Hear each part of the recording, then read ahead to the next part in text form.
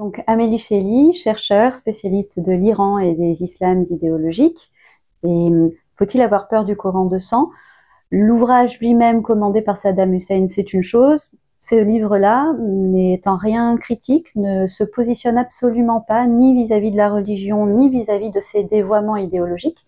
Il ne fait que retracer l'histoire folle, d'une commande folle, qui aura été passée par Saddam Hussein, qui, dans l'intimité d'une crainte immense, celle de perdre son fils Chéri Oudaï, pense-t-on que c'est la raison, même s'il y en a une autre officielle, aurait promis devant Dieu que si son fils guérissait, survivait à cet attentat manqué, eh bien, il écrirait la parole de Dieu avec son propre sang.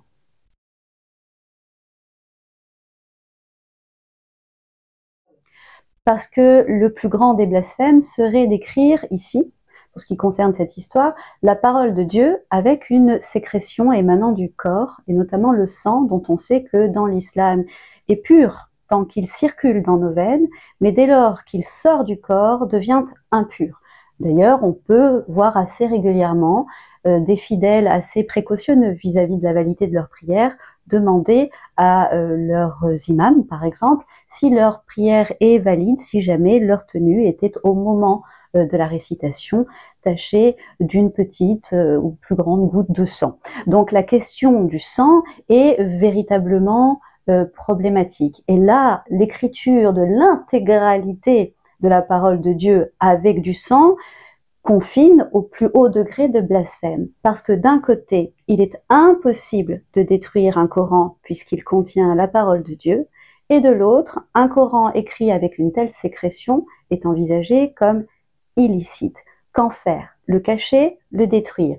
L'existence même de ce Coran va diviser finalement l'opinion des musulmans entre ceux qui pensent qu'il est plus affreux de garder cet objet sacrilège sur cette terre et ceux qui pensent que justement la question de la préservation reste entière. Donc voilà pour ce qui concerne la question du blasphème de Saddam, avec bien évidemment ensuite toute une sorte de vernis politique qui viendra se greffer, puisqu'il y aura au-delà de la question théologique, bien évidemment la question de ceux qui voudront préserver la période sulfureuse de la gouvernance baassiste de Saddam Hussein et ceux qui voudront l'éliminer. Dans le Coran de sang, rien n'est certain, rien n'est assuré, tout est confus et en même temps on a l'intuition qu'un certain nombre de pistes peuvent être à privilégier sur d'autres.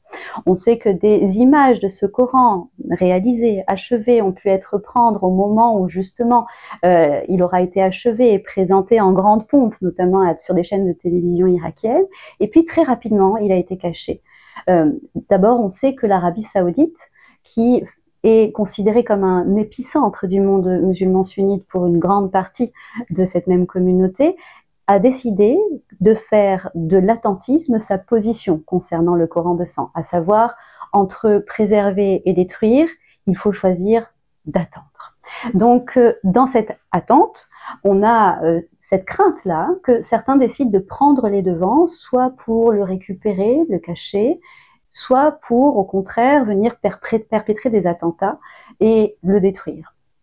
Donc, quelle part de mystère? À peu près tout, à peu près rien, c'est-à-dire que l'origine même de l'initiative de cette commande serait l'attentat manqué contre le fils terrible Oudaï Hussein de Saddam Hussein, mais nous n'en sommes pas sûrs puisqu'une autre explication officielle aura été délivrée par le tyran lui-même.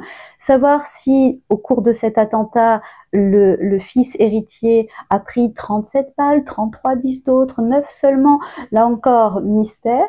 Et puis pour ce qui concerne la question du collège de doctes, c'est-à-dire de religieux qui viendraient valider la licéité d'un tel ouvrage sacrilège pour la plupart du monde musulman, là encore, on ignore tout de leur identité, de comment ils ont été recrutés et de quels moyens de pression on a pu user pour qu'ils valident sempiternellement l'ouvrage dans la progression de sa réalisation. Donc, encore aujourd'hui, où est-il ? Il n'y a pas de certitude là-dessus. Existe-t-il? Certains vont même jusqu'à remettre en question son existence, bien qu'il me semble qu'il y ait bien trop d'éléments qui nous permettent de remettre en question l'existence même de cette œuvre.